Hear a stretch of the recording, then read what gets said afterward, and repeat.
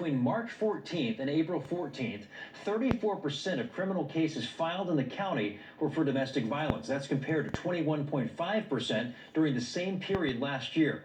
We've put a link to information on how to file for protection remotely at komonews.com/hotlinks. And Komo News, of course, is committed to bring you the very latest information to help your family get through this pandemic. We have more updates and resources online at komonews.com. This new video shows a massive tornado touchdown in southern Oklahoma today. The twister struck Marshall County, about 100 miles southeast of Oklahoma City. No one was killed, but just a few miles away, at least 2 people were killed and several buildings were damaged after another tornado hit a small town. We're also getting a look at this new video, which shows a possible multi-vortex tornado spotted behind that rainbow. New at 11, 700 workers are being laid off from Alcoa's Intalco aluminum smelter near Ferndale. Today, Alcoa announced it's curtailing production at the last aluminum plant west of the Mississippi. State Senator Doug Erickson is vowing to find a path to saving this plant. New tonight, deputies say a man stole a trailer of equipment from a kids' summer camp in Pierce County. These pictures show the stolen lawnmowers, a boat motor, backpacks, and tent poles. A deputy spotted a truck hauling the trailer yesterday, and that's when the driver took off. The chase ended 13 miles away. Deputies arrested the man when they say he got out and tried to run. Coming up, the state is building a team to track COVID-19, how they'll find people who've been exposed, and the smartphone app that could help. The coronavirus and the flu could converge this fall. We asked the experts what a second wave could look like and the important step to protect yourself. Plus, it's not just people at risk of coronavirus. The first pets testing positive in the U.S. But the big question tonight, can they spread it to you? And a nice rainy day back here in western Washington. A break right now over downtown Seattle, but the hour-by-hour forecast showing there's more on the way. We'll talk about the forming Puget Sound Convergence Zone in my forecast. And no F's on report cards. A new grading policy for students with schools shut down when we come back. Next fall and winter, we're going to have 2 viruses circulating. And we're going to have to distinguish between which is flu and which is the coronavirus. Tonight, the head of the CDC warning that a potential resurgence of coronavirus could be difficult if it hits at the same time as the flu. And many of you have been asking what a second wave of this pandemic could look like. Komo's Tammy Mutasa went to the experts for answers.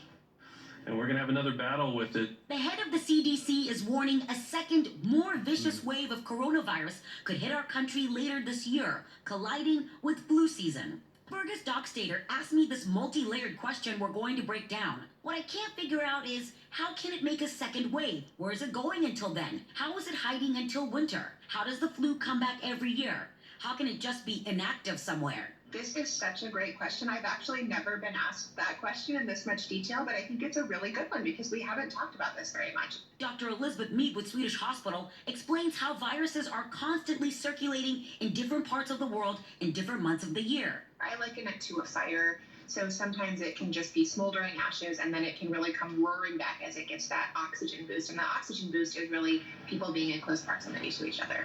Which she explains how the flu comes back every year. So viruses can come back as people start to spend more time in close proximity, more transmission happens, and viruses can mutate. So what you were immune to last year with the flu, you may not be this year. CDC Director Robert Redfield warned that if COVID-19 resurges at the peak of flu season this winter, the healthcare system will be even more strained. To get ready for a resurgence, the CDC director says federal and state officials should keep encouraging social distancing, scale up testing, and contact tracing. What we really are worried about is that if we have a big second wave of this virus in the fall and winter that coincides with flu season, we could see major influx of people that are sick that need hospital beds. President's Coronavirus Task Force says the country will be in a better position to contain the coronavirus later this year, but the director of the CDC also stressed it will be more important than ever for people to get their flu shots.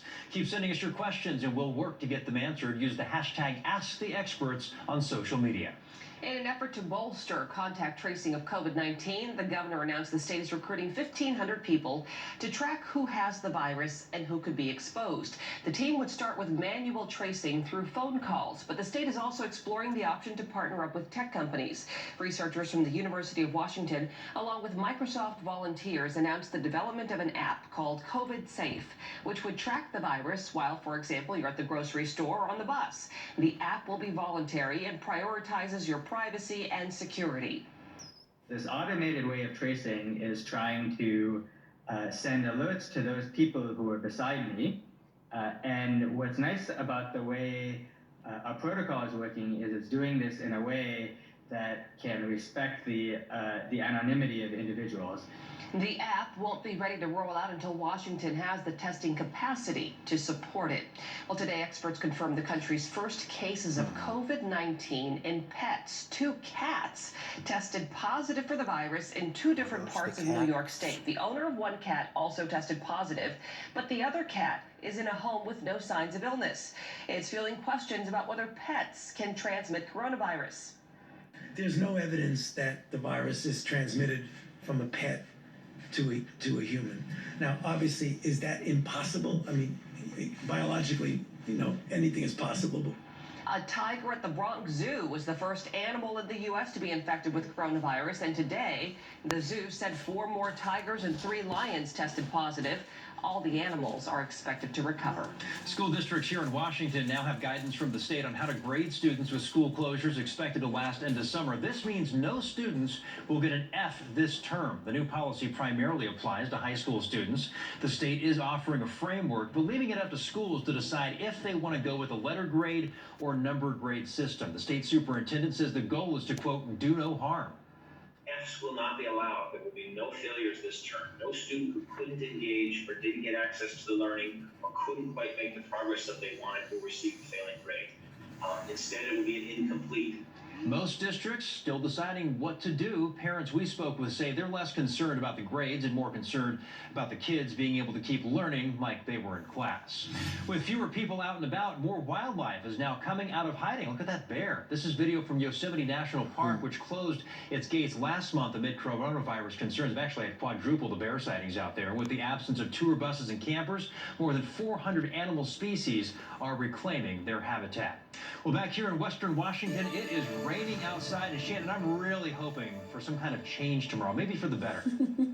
Well, we're going to see a little bit of every kind of weather, so hopefully whichever one you're hoping for is going to be in the cards, because yeah, today was pretty wet from start to finish. Some solid cloud cover out there and very persistent rainfall. But you know what? It was a change from the first couple of weeks of April. We had been running so very dry around here, barely had any rain at all in the gauge at SeaTac Airport. So we tried our best to fix that today. Tallied up nearly a half an inch, and most of that was picked up just this afternoon. Even so, we're still about an inch and a half behind where we should be for the month of April, but we'll keep working on things as we head in toward the weekend. Now, believe it or not, this is a shot of downtown Seattle. Can't see a thing. The clouds are so low to the ground, visibility is terrible, and in many cases the clouds still dropping some light precipitation. It's 51 degrees right now, high humidity of course, and light southwesterly winds at 10 miles per hour. Not as much rainfall out there though now, because the bulk of it has jumped into the Cascades and is moving into eastern Washington around Wenatchee and back toward Lake Chelan. But if we look here through the Strait of Juan de Fuca and back toward Komo and Whidbey Islands, the telltale sign that we've got one of our famous Puget Sound convergence zones setting up shop. You can see this lingering line of rain. And again, as we talk about all the time, it's from the wind following the front in and then moving through the Strait of Juan de Fuca and around the southern side of the Olympics through the Chehalis Gap, and where the winds come back together or converge, that's where we have this zone where the rain likes to linger a little bit longer. It's been hanging out around Whidbey and back toward Langley and La Conner here for the last couple of hours. It will slowly drift to the south, taking it over downtown Seattle as we head into the overnight hours into early Thursday morning, and ultimately in toward Mercer Island and Renton as well. So the Central Sound, that persistent rain is on the way for you again too. Temperatures right now mainly 50s, so it's balmy out there. That low cloud cover doing its best to tuck us in and keep us kind of mild. We can can check out this current weather maker by using the Futurecast. So this is the model data. There's that convergence zone right there, the heavier band of showers sitting over Everett. Over the next several hours, here we go at 1:30, and you can see how it sinks down right over downtown Seattle and Bellevue. So if you go to bed there right in the center of King County now and it's quiet, you might wake up to the rain top on the rooftops there in the middle of the night. Tomorrow morning, dry for anybody that does have to commute for most of the sound, and then you see some lingering scattered showers tomorrow afternoon. So Preston was hoping for a change. It will be a change. We'll see the sun breaks and the showers kind of taking turns throughout our Thursday afternoon. Overnight tonight, we drop into the 40s. So not much of a drop from where we're sitting right now. Again, that rain over the convergence zone and then showers and sun breaks tomorrow afternoon. A little bit warmer with highs closer to 60 around Whispering Heights. Mid-50s across the border there into Victoria, BC, with a few more sun breaks in the works. Same goes for the ocean beaches, ocean shores, and back toward El Waco. We'll see some more sun breaks for you too. And eastern Washington, also some nice needed April showers falling tonight and tomorrow. Up over the Cascades, we'll see temps back into the 40s. The passes were soggy today. Some lingering rain tomorrow, but a bigger break on deck for Friday. That's when we lean towards some blue sky and sunshine and highs in the 60s. A pair of storms, though, this weekend, going to keep us soggy at times both Saturday and Sunday. Even a chance for an afternoon thunderstorm by Saturday evening. The NFL draft is tomorrow. Pete Carroll has one thing in particular he's looking for in potential draft picks, and staying connected in this time of disconnect. How one hockey team did it with their sticks and a roll TP. Sports is next. See how you're spending your time in this stay home, stay safe. Well, across the board, the coronavirus has sure messed things up, hasn't it? While parents deal with the stress and anxiety of online learning and just trying to take care of their families day to day, our kids are missing their teammates, their bandmates, classmates, and friends. One thing that has emerged is teammates and friends staying connected through videos that they make. One of them is your play of the night. This is a terrific one from the Watkin Warrior hockey team. They took the hottest commodity out there, and they had a TP challenge. All the kids on camera juggling the ball with their hockey sticks and then passing it on to their teammates. The players and the coaches even got involved with the challenge, and that must be one tired roll of toilet paper. It could still probably fetch about $5 though on the open market. Well done, Watkin Warriors. Way to stay connected in these crazy times. Can't wait for you all to sharpen up those skates, get on your gear, and play hockey again. It's your play of the night. We'll be right back.